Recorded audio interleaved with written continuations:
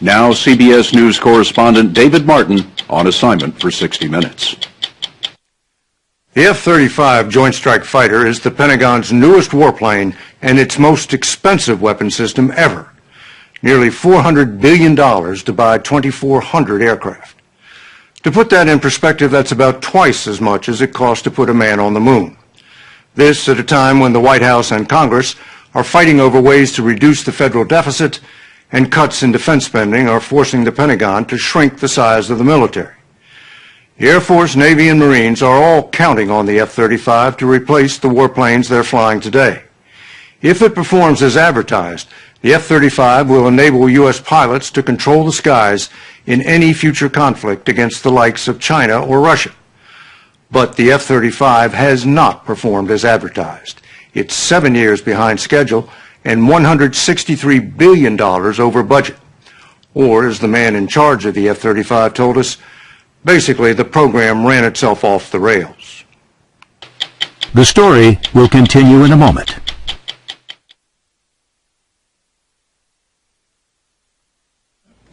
Morning.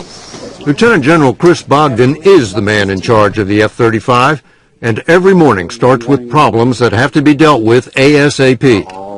This morning, it's a valve that's been installed backwards and has to be replaced. How long does it take? It's about a 7-day operation. Okay. And now you know what I'm going to say next. Yes, sir. What am I going to say next? You're going to say we're not going to pay for it. That's right. We're not going to pay for it.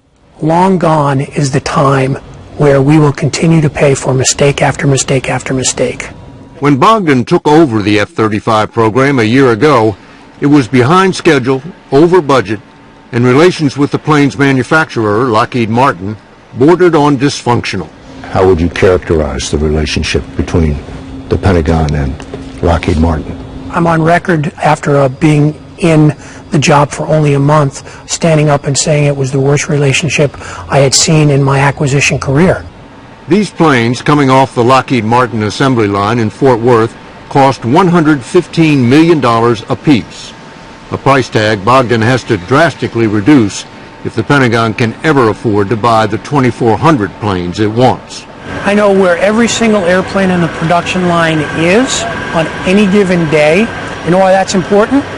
Because Lockheed Martin doesn't get paid their profit unless each and every airplane meets each station on time with the right quality. So if this plane doesn't get from that station to this station on time with the right quality, they're going to lose some of their fee. You got to perform to make your profit. They must love you at Lockheed Martin. I try and be fair, David, and if they want what I call winner's profit, they have to act like and perform like winners, and that's fair. Although the F-35 won't begin to enter service until next year at the earliest, pilots are already conducting test flights and training missions at bases in California, Florida, Maryland, Arizona, and Nevada. It's supposed to replace virtually all the jet fighters in the United States military. There's one model for the Air Force, another for the Navy designed to catapult off an aircraft carrier, and a third for the Marines, which seems to defy gravity by coming to a dead stop in midair and landing on a dime. This is a fighter that has amazing capabilities in a lot of ways. Lieutenant Colonel David Burke says there's no comparison between the F-35 and today's jet fighter. I'm telling you, having flown those other airplanes, it's not even close at how good this airplane is and what this airplane will do for us. We have planes that are as fast as this. You bet. And can maneuver just as sharply as this one. Sure. So why isn't that good enough? Those are metrics of a bygone era. Those are ways to validate or value an airplane that just don't apply anymore. You can see from its angled lines the F-35 is a stealth aircraft designed to evade enemy radars. What you can't see is the 24 million lines of software code which turn it into a flying computer. That's what makes this plane such a big deal. The biggest big deal is the information that this airplane gathers and processes and gives to me as a pilot. It's very difficult to overstate how significant of an advancement this airplane is over anything that's flying right now. Without the F-35, says Air Force Chief General Mark Welch, the U.S. could lose its ability to control the air in future conflicts. Air superiority is not a given, David. It never has been. And if we can't provide it, everything we do on the ground and at sea will have to change. Today's enemies, Al-Qaeda and the Taliban, pose no threat to American jets. But Welch is worried about more powerful rivals. We're not the only ones who understand that going to this next generation of capability in a fighter aircraft is critical to survive in the future battle space. And so others are going, notably now the Chinese, the Russians, and we'll see more of that in the future.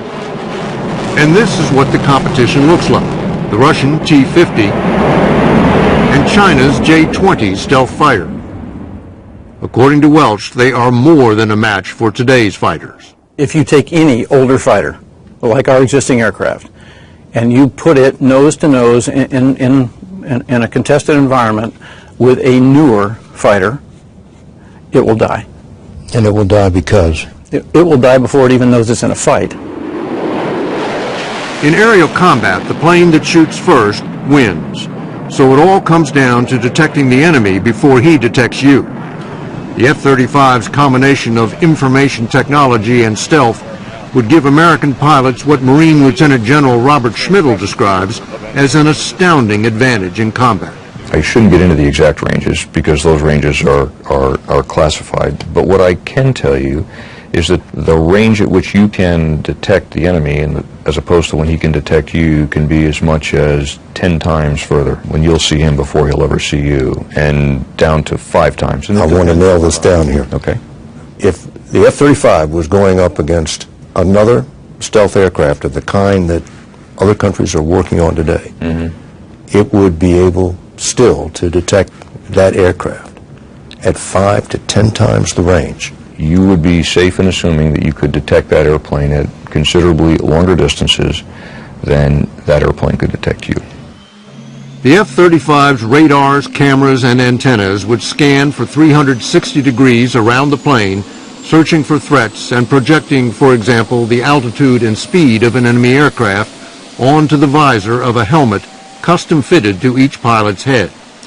It is so top secret, no one without a security clearance has ever been allowed to see what it can do. If you want to head up to my office, come on up. Until Lockheed Martin's chief F-35 test pilot, Alan Norman, took us into the cockpit for a first-hand look. So if you put that over your face, do you see that blindfold is to make sure I can see only what cameras located in different parts of the plane project onto the visor. So you're looking through the eyeballs of the airplane right now. And you can even look down below the airplane. So you're looking actually through the structure of the airplane right now.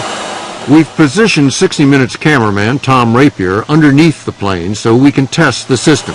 So now I look, and there's Tom Rapier, and he's giving me one finger up. You're the only person in the world that can see him with that imagery right now. We're not allowed to show you what's on the visor because much of it is still classified. But wherever I turn my head, I can see what's out there. So there's a lot riding on that helmet, David. There's no doubt. How much does it cost? The helmet itself, plus the computer system that is used to make the helmet work, is more than $500,000. But there have been problems with the helmet, and when we visited the Marine Corps station in Yuma, Arizona, a malfunction caused a scheduled flight to be scrubbed. In fact, on any given day, more than half the F-35s on the flight line are liable to be down for maintenance or repairs. The bugs and glitches in the plane first reveal themselves in testing at Edwards Air Force Base in California, where every test flight is monitored and recorded as if it were a space flight. Engine 21 needs question 0035. The plane has to go through 56,000 separate tests. Everything from making sure a bomb will fall out of the bomb bay to seeing what happens when it is dropped at supersonic speeds. Of course, you never like to lose an aircraft. Colonel Rod Kregier runs the test program. You're taking an aircraft that's unknown and you're trying to determine, does it do what we paid the contractor to make it do? Does it go to the altitudes, the airspeeds? Can it drop the right weapons? We're trying to get all that stuff done before we release it for the warfighter so that they can actually use it in combat. So are you basically the guy that has to deliver the bad news about the plane? Sometimes it's hard to tell folks that their baby is ugly, but you have to do it because if you don't get it done, who else is going to do it? A number of surprisingly basic defects have been uncovered. The F-35 was restricted from flying at night because the wingtip lights shaped to preserve the plane's stealth contours, did not meet FAA standards. When you hear something like that, you just kind of want to hit your head like this and go, multi-billion-dollar airplane wingtip lights, come on. And then there are the tires, which have to be tough enough to withstand a conventional landing and bouncy enough to handle a vertical landing. We found out that the tires were wearing out 2, 3, 4 times faster than expected. Tires. Tires aren't rocket science. We ought to be able to figure out how to do tires on a multi-billion-dollar, highly advanced fighter. Lieutenant General Schmidl remembers the day one of the planes delivered to the Marines had gaps in its stealth coating. They sent me the pictures within half an hour of the thing landing, and I then sent them on to Lockheed Martin and said, so talk to me. I got a feeling you said more than just talk to me. Did you say what the hell? You know, Marines tend to be relatively direct in the way that we try to help people understand what our particular concerns are. Executives at Lockheed Martin declined our request for an interview and instead sent us this email saying in part, "We recognize the program has had developmental and cost challenges, and we are working with our customers, partners, and suppliers to address these challenges." That stealth coating was repaired and the problem with the running lights fixed, but so far, not the tires. With about 35 planes a year coming off the Lockheed Martin assembly line, it seems awfully late to be discovering such basic flaws.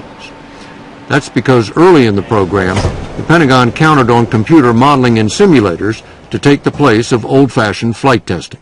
An old adage in this business is you should fly before you buy. Make sure the design is stable and that things work before you actually go into production.